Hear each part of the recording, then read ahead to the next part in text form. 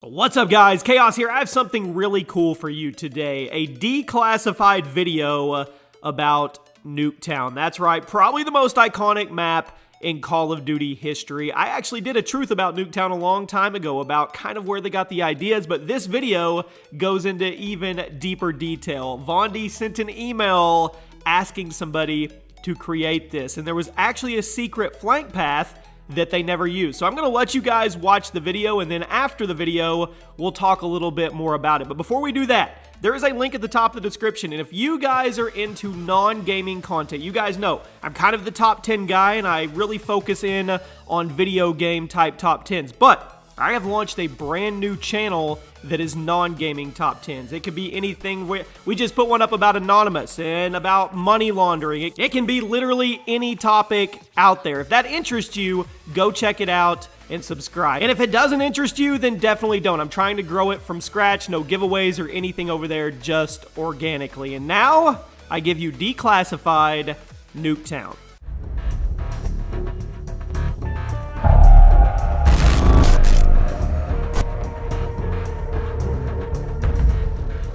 Typically, we will develop kind of the general idea that we want the whole map to be.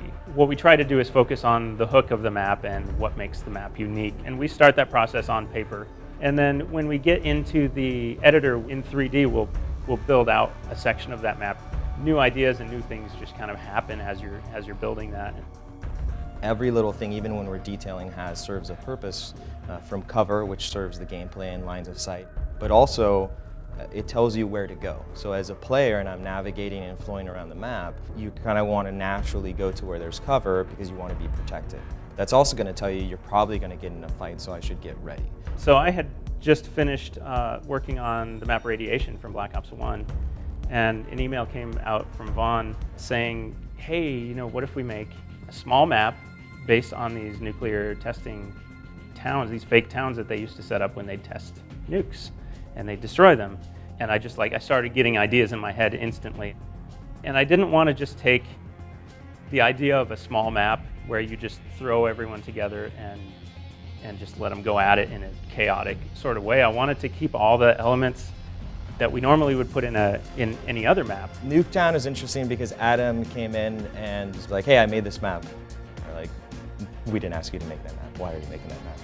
But he brought it in, and it was really interesting because he was really inspired by this sort of super frenetic gameplay.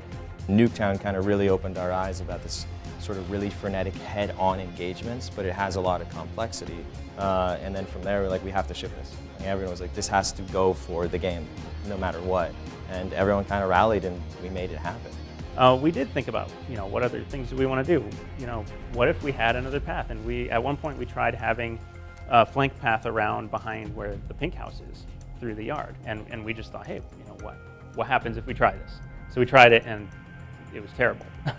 So that got taken out right away. And it actually didn't change too much throughout the development. We didn't have the bus and the moving van. It was more, you know, an open center, which was even more dangerous. And so that's where the bus and the moving van came in.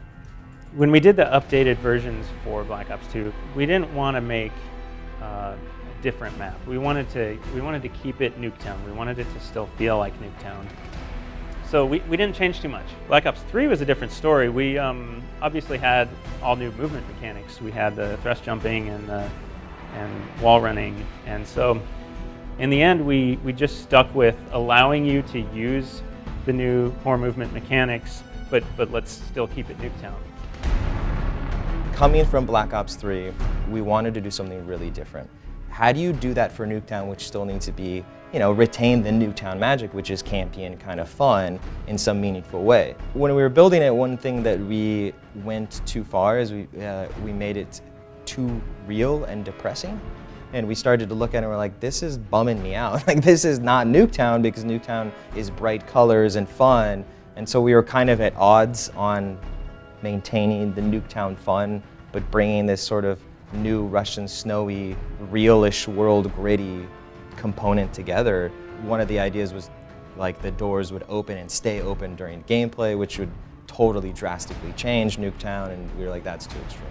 The other big thing we wanted to do was Nuketown's always been what you see is what you get, right? From the first one, right, to BO2 to BO3 is you knew exactly what you were looking at. We wanted to kind of flip that up so you thought you knew what you were looking at, but it's actually, there's more hidden there that you've never seen before. And that's where this idea, we were kind of joking, it was just like, oh, it would be funny if we did like the Russian nuclear test site. And it actually started as that idea, like the Russian town, right? What would that look like if they were also testing the bomb?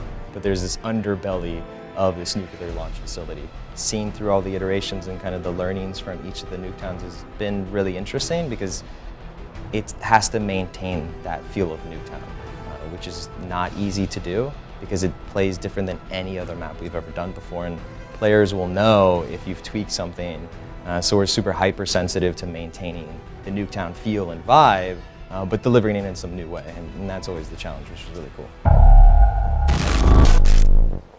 And there you have it, guys. That was pretty cool. So, I mean, Nuketown wasn't even really a planned thing. It was Vonderhaar sending an email saying, hey, you know all these nuclear crash test sites or whatever, let's try to put something together. And he sent it to that one developer specifically. And in the video I talked about them drawing inspiration from the Indiana Jones movie where he actually had to get out of there and he escaped in the lead-lined refrigerator and everything like that. And it's just pretty cool to see where it actually came from. And the other developer said, hey, what is this, when they brought it to the table? We didn't ask for this. And lo and behold, it became one of the most iconic maps in Call of Duty history. And then that secret flank path that almost was a thing in Black Ops 1 and Black Ops 2. How would that have changed the dynamic of the original Nuketown maps? It's super, super interesting. You guys, let me know what you think. Love it or hate it. You cannot deny the fact that Nuketown will have a lasting impression for every Call of Duty player from now